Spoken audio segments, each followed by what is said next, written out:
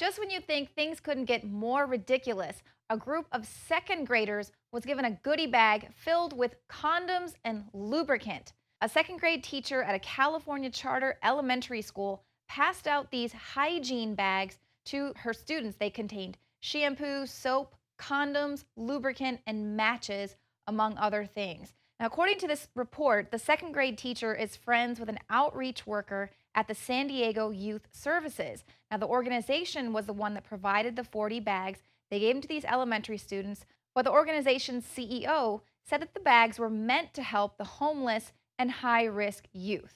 And he also said that the teacher who gave away these bags probably wasn't aware of the safer sex items contained within. So what is the issue here? Is the teacher taking these students to the homeless shelter and they're taking a tour and then they get these goodie bags at the end? No telling. Right now the school is on spring break, so the investigation will continue. But this is very similar to what we heard with the Chicago public school when they told parents that they didn't mean to include those graphic slides teaching safe anal sex to fifth graders. Those slides were apparently put in there mistakenly, although this outrageous sexual education curriculum is actually in alignment with a United Nations report that came out in 2009. They were suggesting that it was essential for young people to learn about this type of education.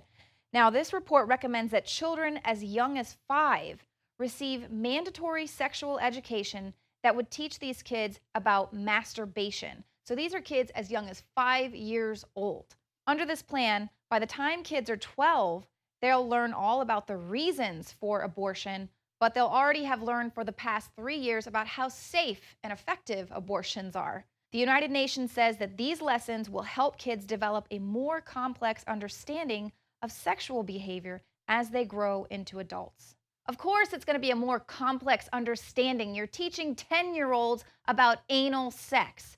Why is the United Nations so obsessed with our children's genitalia?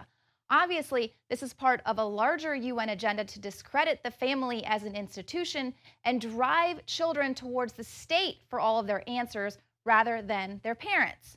And this was actually confirmed by former abortion clinic director Carol Everett. She said agencies like Planned Parenthood teach sexual education to young children in order to sexualize them at an early age, and this, of course, ensures a steady stream of new clientele in the abortion clinics. I want you to think of this as a business. People don't think of it as a business, but they have to expand their market. And who is their market? It's the woman who's having an abortion. And so who is the longest-term customer for an abortion clinic? It's a woman early in her teens who is going to continue using abortion as a method of birth control throughout her childbearing years. So they go into the schools. Our goal was 3 to 5 abortions between the ages of 13 and 18.